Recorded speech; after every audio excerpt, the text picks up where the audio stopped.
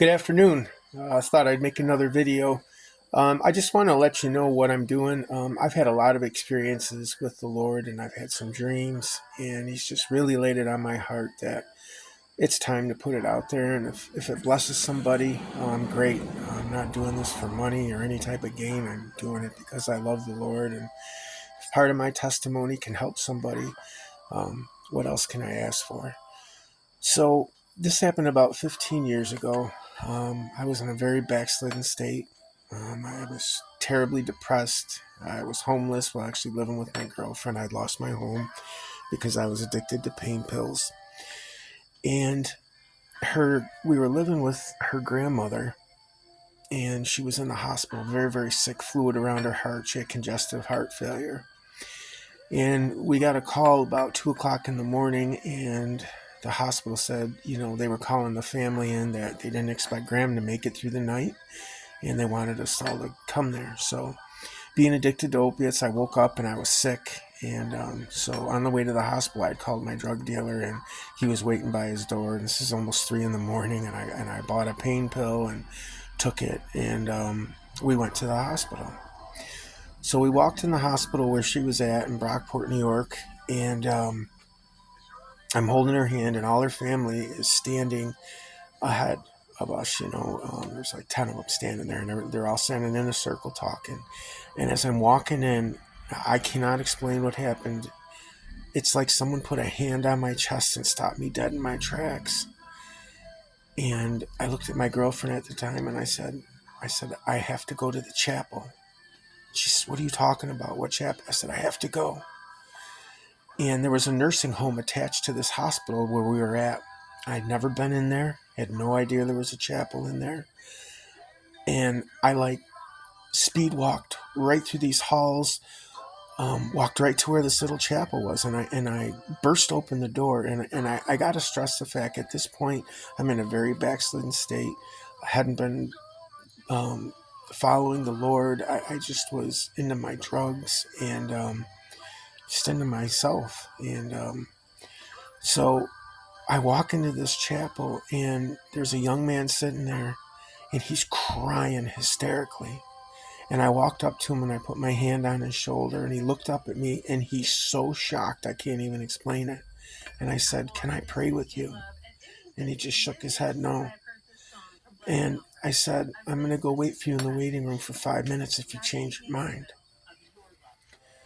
So, and you got to understand how out of character this is for me at this point in my life. I would never do something like this, but this feeling I had was so overwhelming, like I was getting this download that I had to do what I was doing.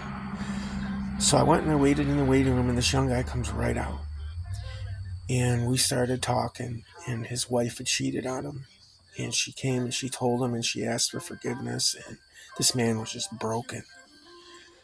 So I was giving him scriptures that I probably had learned in Sunday school when I was a kid, and we were praying and talking, and so finally, after about an hour, he says, "Will you bring me home?" And I said, "Absolutely." So we went out and we got in my pickup truck. And the day before, my uncle had said, my nickname's Buck. He said, "Buck, why don't you and Farron drive through our church?" He says, "We're having a chicken barbecue." He says, "No one's going to preach to you or talk to you." He says, "Just drive through." And he says, "We're just going to give you a nice dinner, and we'll give you a little bag of something with some information in it." And he says, "That's it." So we're driving home, and it's about a 20-minute ride to this guy's house, and it's like 4 in the morning. And I reach in this bag from this church, and there's a CD in it. The sermon is "Loss of Hope." So I put it in, and it's like the sermon this guy needs to hear. And he's just, he was so beyond just crying and broken. It was just so sad. And I drove to his house, and this church is like less than a mile from his house that my uncle had me go to. And we pulled in, and he looked at me, and he says, "I don't want you to get scared, but I got to show you something." And I said, "All right." He says, "I don't know if you're real, if you're an angel, or what this is, but I got to show you this." And he pulls out a loaded Glock 19 pistol out of his jacket, and he sets it on my console. And he hands me a letter he had. And it was a suicide letter. And he says, I don't know if you're going to believe me or not, but he said, I had just told God, he says, if you don't send a guardian angel to stop me in the next minute, I'm going to shoot myself. And he says, my count was on 56 when you walked in the door and grabbed me. And I just was speechless. I mean, there's no denying that God set that up.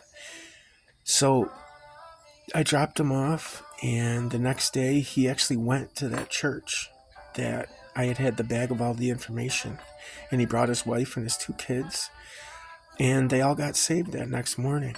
And that was the incident that really opened my eyes to Christ and that he's real. And so fast forward, I think it was 13 years. My cousin calls me one day, my cousin Greg, and he's like, Randy, you're not going to believe this. He says, did you meet a guy at Lakeside Hospital many years ago? He said he was going to commit suicide. I said, yeah, why? He says, he's working next to my cubicle and he wants to see you.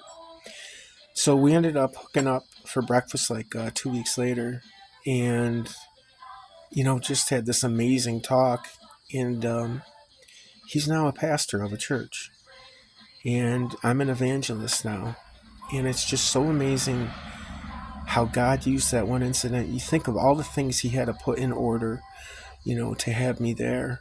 And he just saved 2 lives that night, and it's just amazing. And I just want to let you know, if you're doubting Christ's existence, or if he's real, or you can call anything coincidence if you want, but it's not a coincidence what I felt and how I was pulled into that room and the things that were happening. And I have 15 witnesses that saw it happen. It was just, and the person that it happened with, Christ has a plan for your life, and it's a good one. And you need to learn to trust him. He's just amazing. And it took me many years to actually turn back to Christ and start following him. But I just want to let you know, if you're doubting, or, you're just in a tough spot, just put your faith in him. He's real. And he's awesome, and the time is running out, and you just need to give your heart to him and give your entire life to him, because he is our only hope. So I hope this blesses somebody, and if you know someone that this might bless, please share it with them. So God bless you guys. Take care.